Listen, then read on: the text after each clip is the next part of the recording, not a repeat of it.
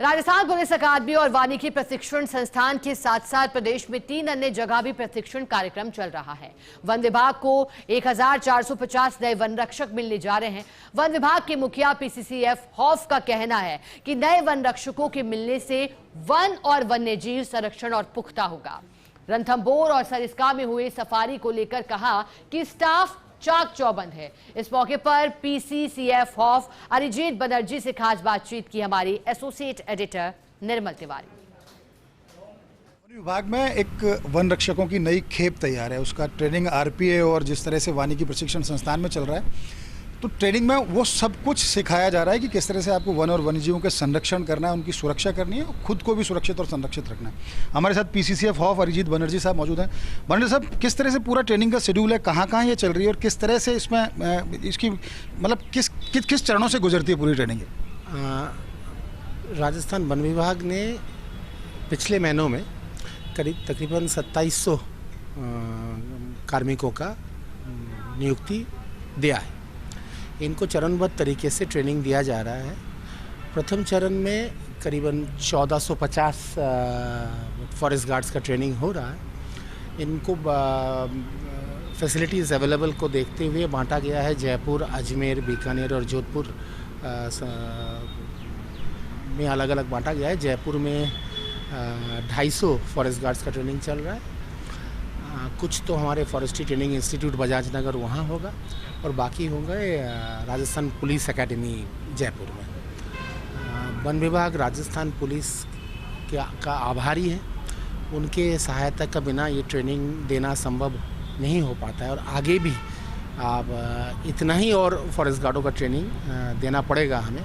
और हम चाहेंगे कि जहाँ तक संभव हो राजस्थान पुलिस का देखरेख में ये ट्रेनिंग हो।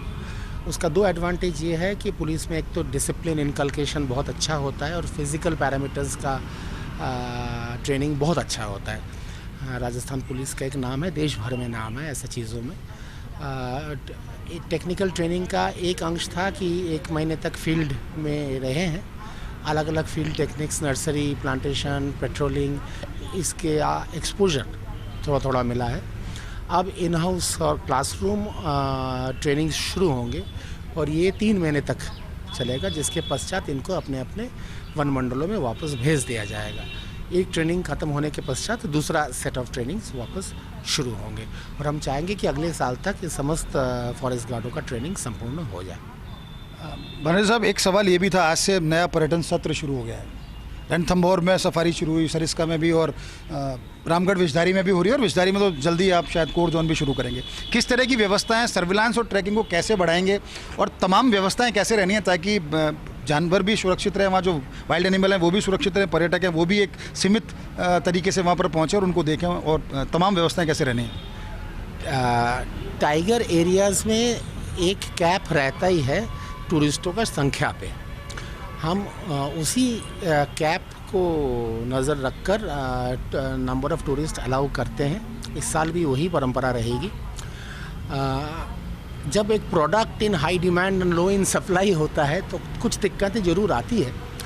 हमारा तरफ से टूरिस्ट को जितना कंफर्टेबल हम कर सके रखेंगे। एट द सेम टाइम अभी बारिश इस साल ज़्यादा हुआ है राजस्थान में और कई जगह रास्ता अभी भी ठीक करवाया जा रहा है। तो हमारे निर्देश जो हम प्रदान किए हैं फील्ड ऑफिसर्स को कि कहीं भी टूरिस्ट को किसी की प्रकार के जोखिम में ना डालें। अगर रास्ता किसी थोड़ा सा भी ख़राब लगे, वहाँ का एंटर अगर नहीं जा पाए तो कोई बात नहीं, दूसरे रूट पे ले जाएं। उस रूट के किसी का प्रकार रिस्क लेना उचित नहीं रहेगा। हमारा एक आग्रह रहेगा समस्त पर्यटकों से कि आप जंगल का और जानवरों से का आनंद बिल्कुल लें, मगर शोर ना मचाएं। जंगल में बिल्कुल आवाज़, जंगल एक मंदिर होता है, वहाँ बिल्कुल शोर ना मचाएं और किसी प्रकार का प्लास्टिक या कोई वैज पदार्थ वहाँ छोड़ कर मत आएँ। आप जो लेके जा रहे हैं साथ, उसको साथ वापस बाहर तक ले आएँ। देखिए, नए जिस तरह से ग्रीन आर्मी के नए सदस्य उसमें जुड़ने जा रहे हैं, आज उप मुख्यमंत्री दिया कुमारी ने इसका आगाज़ भी किया है। साथ ही साथ खास बात ये भी है कि नया पर्यटन सत्र शुरू हुआ है, तो आज रणथंभौर, सरिस्का और रामगढ़ विषधारी में सफारी शुरू हुई है। तो कोशिश यही है कि वहाँ एक संतुलित तरीके से एक कह सकते हैं कंट्रोल्ड वे में टूरिज्म भी हो और वहाँ पर वन और वन्यजीवों का संरक्षण भी हो। साथ ही साथ गोगुंदा की घटना को लेकर भी अरिजीत बंसल साहब का साफ तौर पर कहना है कि कोशिश की जा रही है कि जल्दी से जल्दी वहाँ के लोगों को राहत मिले, और कोशिश इस रूप में भी की जा रही है कि जनता को नुकसान ना हो और जल्दी से जल्दी वो जो लेपर्ड या जो भी वन्यजीव है उसको जल्दी से वन विभाग की टीम पकड़ करके आम जन को वहाँ पर राहत पहुँचाए। कैमरा पर्सन विनोद गोस्वामी के साथ Nirmal Tiwari, First India News, Jaipur.